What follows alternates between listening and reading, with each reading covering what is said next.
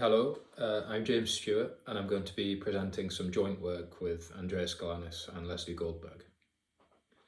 So, with spin systems, we're going to be interested in counting and sampling combinatorial structures in graphs, for example, independent sets or colorings. And they might be weighted, in which case we'd like to compute the total weight of all of the colorings, for example, of a graph. So spin configurations correspond to assignments of spins or colors to the vertices of a graph. And each spin configuration has a weight, and this weight is specified by an interaction matrix. One example of a spin system is proper colorings. So here spin configurations are colorings of a graph G, and we have an interaction matrix H, which sort of encodes the fact that in a proper coloring, we cannot have any monochromatic edges. So the weight of a coloring is the product over all of the edges of G of H, sigma U, sigma V, where sigma is the coloring. And so this evaluates to 1 if all of the edges are bichromatic, if we have a proper coloring, and 0 otherwise. The partition function is the total weight of all of the configurations. And since non-proper colorings are contributing weight 0 here, this simply counts the number of proper colorings. So two questions we're going to be interested in are whether we can approximate the number of proper colorings, and also whether we can sample a proper coloring uniformly at random. A second example of a spin system is the Potts model. So this is another model on colorings, except here colorings are going to be weighted differently. So in the interaction matrix, we now have this parameter beta on the diagonal where we had the 0 before. So the weight of colorings here is beta raised to the number of monochromatic edges of the coloring. So the partition function is counting the total weight of all of the colorings, and again we're gonna be interested in whether we can approximate the partition function, and also whether we can sample a coloring with probability proportional to its weight. So these were two instances of what are known as general spin systems. And a general spin system is specified by a finite set of spins and an interaction matrix. So given a graph G, we have a partition function. So this counts the total weight of all of the spin configurations. And we also have a Gibbs distribution, so a distribution on spin configurations where each configuration has probability proportional to its weight. I should say if H consists entirely of zeros and ones, then spin configurations are simply homomorphisms from G to the graph whose adjacency matrix is described by the interaction matrix H. So we're going to be interested in counting and sampling, and the input to both of these problems is going to be a graph G and an accuracy parameter eta. So with counting, we'd like to output some quantity z hat, which is sandwiched between 1 minus eta and 1 plus eta times the value of the partition function. With sampling, we'd like to output a sample, so a spin configuration, from a distribution that's within total variation distance eta from the Gibbs distribution of the spin system. And we'd like to do both of these things efficiently. So efficiently here means in time polynomial, in the number of vertices of G, and 1 over the accuracy parameter. So on bounded degree graphs, there are algorithms which work, for example, Markov chains or correlation decay. And these typically apply when the interaction matrix, after say normalizing it by its largest value, is close to the all ones matrix. So if we look at the ferromagnetic Potts model, where we're assuming that beta is at least 1, this corresponds to the case where beta is close to 1. And here we say that spin interactions are weak. So there are efficient algorithms, and the Glauber dynamics, one example of a Markov chain, mixes rapidly when beta is close to 1. But it's known that when beta is sufficiently large, when spin interactions are strong, these methods begin no longer to work. For example, it's known that the Glauber dynamics mixes exponentially slowly. It's also known that when beta is sufficiently large, it's bis hard to approximate the partition function of for ferropots. And so this essentially says that an efficient approximation algorithm for ferropots would imply an efficient approximation algorithm for bis, and this is believed not to exist. And similar results to these hold for general spin systems. So in light of these sort of hardness results, it's always natural to consider a restricted class of input instances. And recently, Jensen, Kivash and Perkins did precisely this, and they considered a class of expander graphs. So they were able to give efficient counting and sampling algorithms for a number of spin problems, for example, ferropots, proper colorings, and the hardcore model, which is weighted independent sets. And these work on expander graphs in this sort of strong spin interaction regime. And also follow-up work of Liao, Lin, Liu, and Mao generalized the range of parameters in a similar setting. So we'd like to give more general algorithms for general spin systems in a similar setting, so on expander graphs in the strong spin interaction regime. And so here the class of graphs we're going to consider we'll call GBIP delta lambda, and this is going to be the set of delta regular bipartite graphs whose second largest eigenvalue is bounded above by lambda. And the problem we're going to consider is parameterized by matrix H, our interaction matrix, delta, which we'll assume to be at least 3, and a real number lambda. And the input to this problem will be a graph, a delta regular bipartite graph with bounded second largest eigenvalue, and the output should be the value of the partition function of the spin system. So in particular, we'd like to obtain an approximation algorithm for this problem.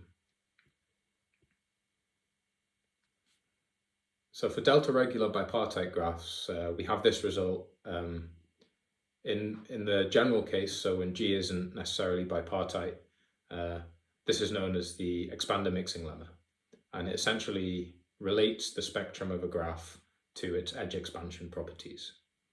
And this is going to be useful for us because we'll consider the case where the input graph G is chosen uniformly at random from the set of delta regular bipartite graphs. And if this is the case, it's known that the second largest eigenvalue is bounded above by 2 root delta.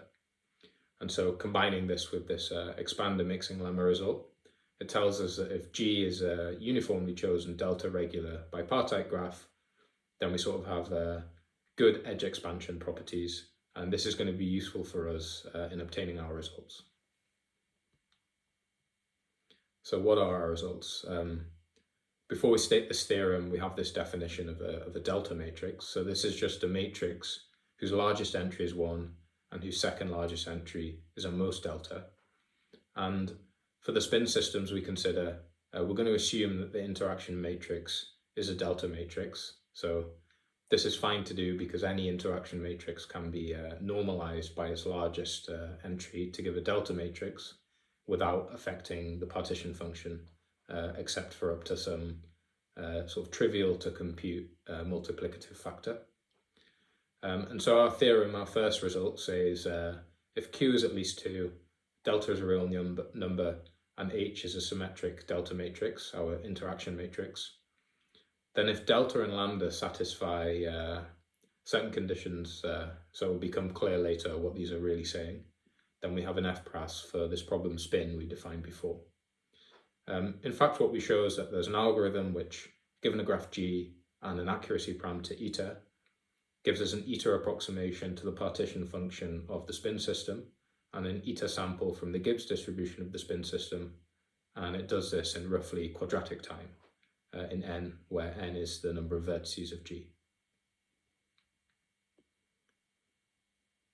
The most interesting application of this result is to delta regular bipartite graphs. And so in this setting, it says that if delta is sufficiently large with respect to the number of spins and little delta, and our graph G is chosen uniformly at random from the set of all delta regular bipartite graphs, then with high probability over this choice of graph, our algorithm gives an eta approximation to the partition function and an eta sample from the Gibbs distribution of the spin system. And it does this in, again, quadratic time in the number of vertices of G.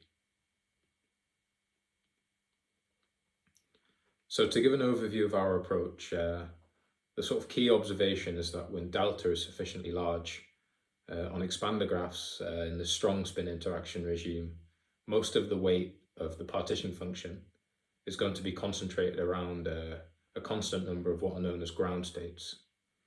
And so for us, ground states are going to correspond to maximal bicliques of the interaction matrix, and we'll define this in a moment. So then the idea is that for each ground state, we can just approximate the total weight of the configurations that don't deviate too much from that ground state. And we can piece these approximations together somehow to give us a good approximation to the partition function of the spin system.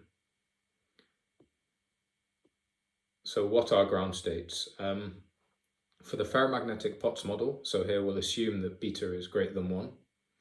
It's not hard to see that the sort of maximum weight configurations are monochromatic. So for example, the all red configuration. In fact, what's known is that on expander graphs, when beta is really large, a typical configuration drawn from the Gibbs distribution of the ferromagnetic Potts model looks pretty much all monochromatic except for maybe on a few vertices. And so we say that each of the colors correspond to a ground state. For proper colorings, our ground states are going to be bipartitions of the set of colors. So again, on expander graphs, when we have sort of enough expansion, a typical uniformly chosen proper coloring is going to color the left side of G with some subset of the colors, and it'll color the right side of G with the remaining colors. And so here, bipartitions of the set of colors are our ground states. We generalize this idea of ground states to general spin systems. And our ground states, as I mentioned before, are going to be maximal bicliques of the interaction matrix. So a biclique of the interaction matrix is a pair of spin subsets, B0, B1, such that for every spin I in B0 and every spin j in B1, the entry of the interaction matrix Hij is equal to 1. And so if we recall here, we're assuming that the interaction matrix has been normalized so that it's a delta matrix and its largest entry is 1. And so for us, the ground states are going to be inclusion maximal bicliques, and we'll let Kmax denote the set of all inclusion maximal bicliques. So if we define sigma GH epsilon to be the set of configurations that deviate a small amount from some maximal biclique, so deviate on fewer than epsilon times n vertices, where epsilon is going to be something small here. If we let ZGH epsilon be the total weight of these configurations, what we first show is that this quantity gives a very close approximation to the partition function of the spin system. So essentially what this result says is that we can disregard the configurations that aren't close to any maximal biclique. And then we show that configurations that deviate a small amount from more than one maximal biclique at the same time are of negligible weight. And so combining these two facts, it essentially tells us that to approximate the total weight of all of the spin configurations, it suffices just to look at each ground state, each maximal biclique, B0, B1, and approximate the total weight of all of the configurations that don't deviate too much from it. And so if we call this total weight of configurations that don't deviate too much from the B0, B1 ground state, Z B0, B1, to approximate this, we turn towards what are known as polymer models. So polymer models were introduced a long time ago in the statistical physics literature, but more recently they've been used as a tool to develop efficient algorithms in the sort of strong spin interaction regime for example, the ferromagnetic Potts model, proper colorings, and the hardcore model, for example, in the work we discussed before. And polymer models give us a way to capture the deviations that spin configurations take from ground states. And a polymer model has a partition function, and this partition function essentially rewrites the partition function of the spin system in terms of interactions between these polymers. So for a polymer model, we have an underlying graph, G, but from this we define a host graph, JG. And for each vertex in the host graph, we identify a set of ground state spins, and the polymers are going to be pairs consisting of a vertex subset and an assignment of spins to those vertices that satisfies two properties. The first property is that the vertex subset, is connected in the host graph. And the second property is that the spin assignment doesn't map any vertex of the polymer to one of its ground state spins. So the polymers are representing deviations from the ground state. So once we've defined the polymers, we call P the set of all polymers, but in our polymer model, we might not want to use all the polymers we defined. We might filter this set somehow, so we call C the set of allowed polymers. So here as an example, we can see if the ground state spin for every vertex is red, and we have this configuration here, these two polymers are representing the deviations that this configuration takes from the all red ground state. So then we assign a weight to each polymer. And the weight of a polymer is just some positive real quantity, which is going to be a function of the vertex set of the polymer and the spin assignment to it. And we also have a notion of compatibility between polymers. So we say that two polymers are compatible if they're distance greater than 1 apart in the host graph. So D here is just the graph distance. And in the picture we can see we have two polymers, gamma and gamma prime, which are indeed compatible. And we're going to call the set of all sets of mutually compatible polymers omega. So given a polymer model, we have a partition function, and this counts over all mutually compatible sets of polymers. It adds up the product of the weights of the polymers in that configuration. We also have a probability distribution on polymer configurations, where each configuration gets probability proportional to its weight. So in a joint paper with Chen, Galanis, Goldberg, Perkins, and Vigoda, we gave a Markov chain-based algorithm for sampling from the Gibbs distribution of a polymer model and also approximating its partition function. And this algorithm gives us, say, a close approximation to the partition function of the polymer model, subject to a condition on the weights of the polymers. And this condition is that we have exponential decay of the polymer weights. And this essentially says that we need the weight of each polymer to be exponentially small in the size of the polymer. And so with a view towards being able to apply this algorithm, we're going to give a polymer model for general spin systems.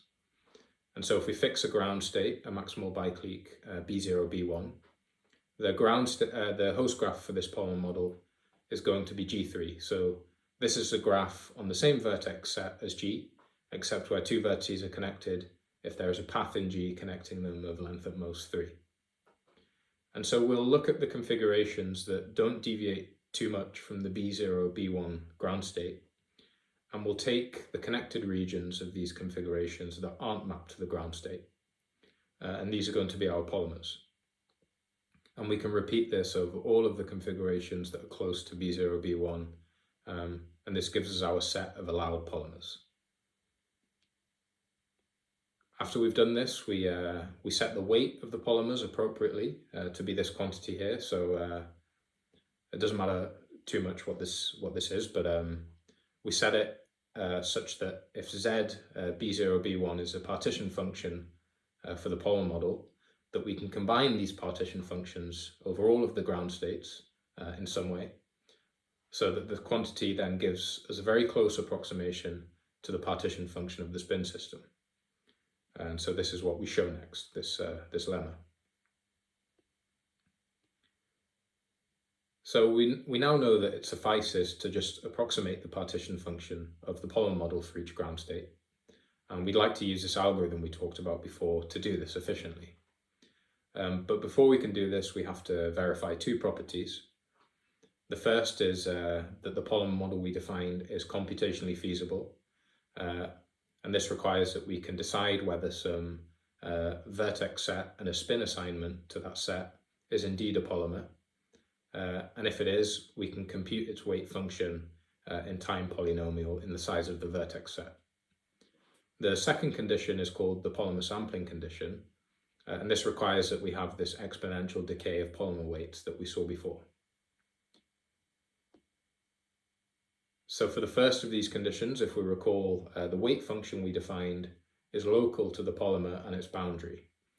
And since we're working on regular graphs, we know that the boundary of a vertex set is bounded above by at most a constant times the size of the vertex set. And since this weight function is completely local, this is computationally feasible.